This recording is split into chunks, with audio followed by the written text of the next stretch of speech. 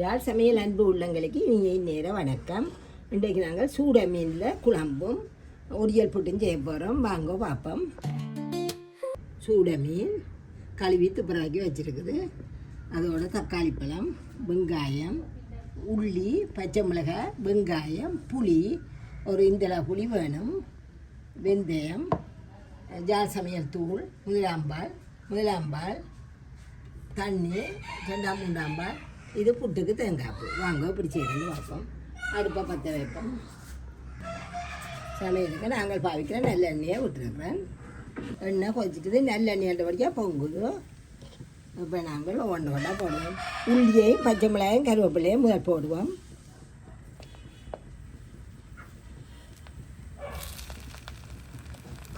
இது எங்களை பிள்ளைகள் தான் அப்பம்மா அடிக்கடி செய்கிற குழம்பு. எங்களே அப்பம்மா செய்கிற குழம்பும் சூட மீனில் போட்டேன் நான். அவள் பொரித்து வைக்கிறேன். இது எங்களை பிள்ளைகள் தான் அப்பம்மா செய்கிறது. 2 மேசக்கரைக்கு தான் விட்டேன் நான். பொங்குது கருகாலம் மண் சட்னியை சமைக்கிறேன்.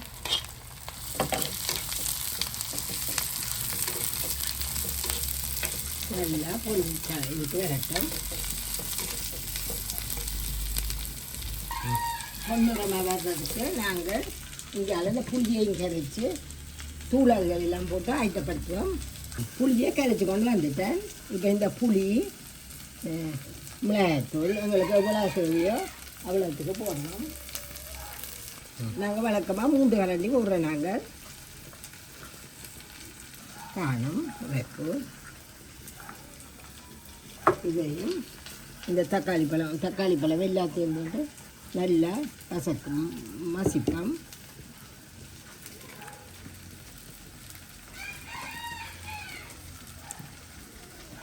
இதோட உப்பையும் போடுவோம்.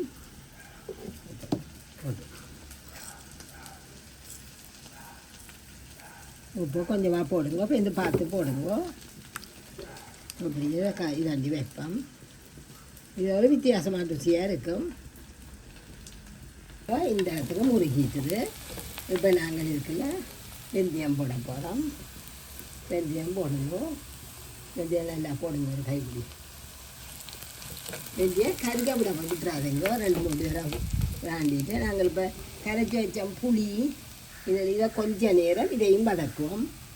வெந்தயம் வதக்க மணம் பெறும் உங்களுக்கு. இதை விடுவோம்.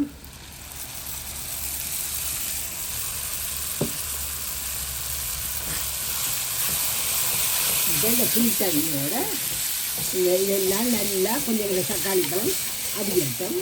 கொஞ்ச நேரம் இதை மூடி விடுவோம். இதை அப்படியே மூடி விடுவோம். கொஞ்ச நேரம் தக்காளி பழம் கரையட்டும். பாருங்க, இப்போ 5 நிமிஷத்துக்கிட்டேயாச்சு. தக்காளி பழம் கட்டாயம் கரைஞ்சிருக்கோம். இனி நாங்கள் இந்த 2-3 பாலை விடுவோம். கொதிக்க விடுவோம். இந்த நேரம் நீங்கள் உப்பு எல்லாம் பார்த்துருவோம். முடியாச்சு. காய்ச்சிக்கில் நிறைய இருக்குது.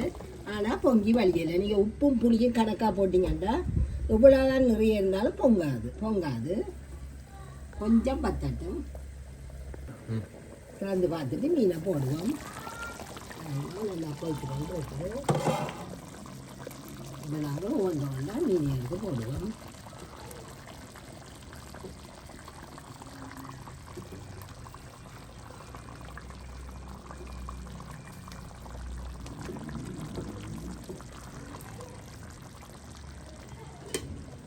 நல்லா ஆட்டி விட்டுட்டு நீங்கள் பேர்ந்து அகப்ப போடலாது. நம்ம நல்லா ஆட்டி விட்டுட்டு நாங்கள் முதல் பாலையும் விட்டுட்டு மூடி விடுவோம்.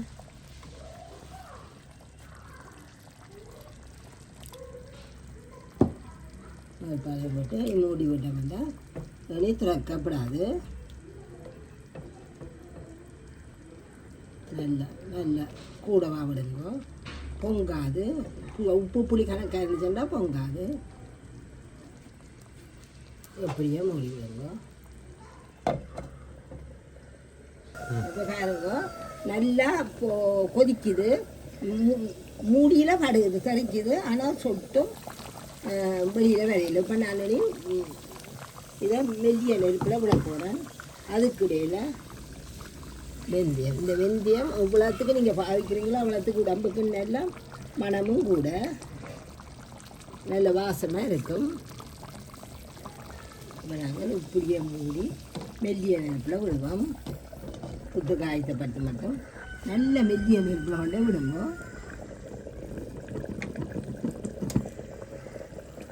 ஒடியல் மாவை ஒரு சுண்டு ஒடியல் மாவு போட்டுட்டு வந்துட்டு முதல் தரம் தண்ணியை விட்டு நல்லா கலக்கி விட்டுட்டு வடித்து ஊற்றிட்டேன். இது 2ஆம் தண்ணி. இது பெருசாக கலக்கி இதுக்குள்ள இப்போ நாங்கள் கொஞ்சம் எங்களுக்கு இந்த உப்புக்கு தேவையான இந்த மாவுக்கு தேவையான உப்பை கொஞ்சம் போட போகிறோம். போட்டு நல்லா கலக்கி இதை நான் முதல்ல ஒரு புட்டு போட்டேன்னா அது வித்தியாசம். தண்ணி தெளித்து குழைச்சேன் நான். இது வித்தியாசம். இப்போ நான் இந்த மாவை இப்படியே ஆட்டி இதுக்குள்ளே விடுங்கோ. தண்ணி முழுக்க வடிகட்டும்.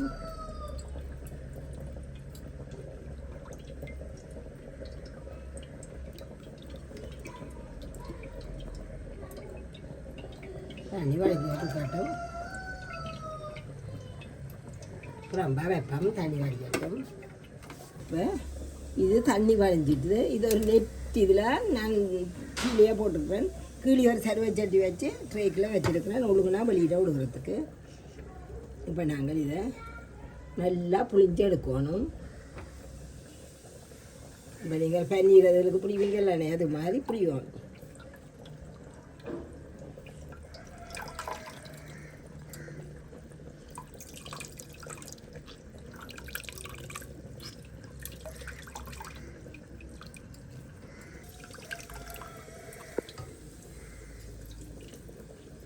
நல்லா ஒட்ட புளியுங்கோ. நல்லா புளிஞ்சு எடுத்தாச்சு. இதை இதில் போடுவோம்.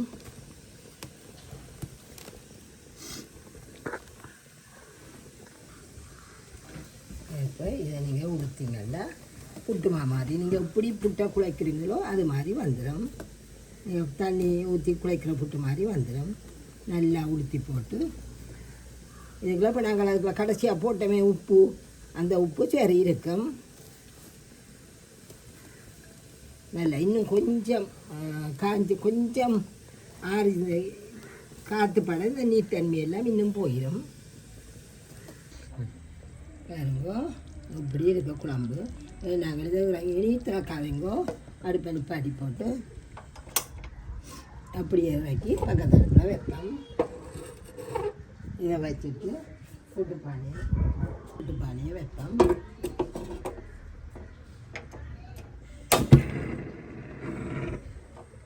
தண்ணி கொதிக்கட்டும் நல்லா. இப்போ நாங்கள் இது வேறு எல்லாம் கையாலேயே இப்படி உடைக்க தண்டு வாழில் மெலிசாக வரும். இது வேண்ட அப்பமா நெடுக விற்கிற புட்டு. இதை பிள்ளைகள அப்பா சொல்லுவார், தாங்கள் அடுத்த நாள் வச்சு தேங்காய் பூவும் சீனியும் போட்டு திருவள்ளையில் திருவி தேங்காய் பூவும் சீனியும் போட்டு சாப்பிட்றேன்ட்டு. இது நாங்கள் கொஞ்சம் தேங்காய் பூ போடுவோம்.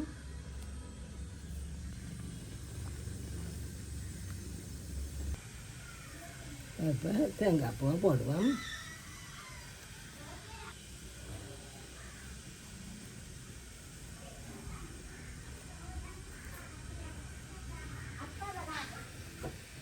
மிச்ச தேங்காய் பூ எல்லாத்தையும் போட்டுட்டு இப்படியே மூடி விடுவோம்.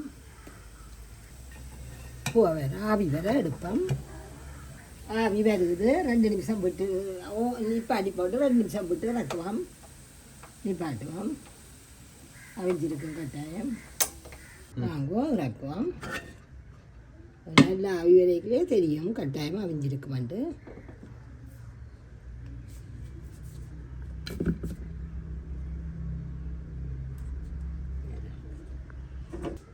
இதே மாதிரி செய்யுங்க. இப்படியே வரும். இது கொஞ்சம் ஆறத்தான் இப்படி உளுந்து வரும். நாளைக்கு எடுத்திங்கன்னா நல்ல கல் மாதிரி வரும்.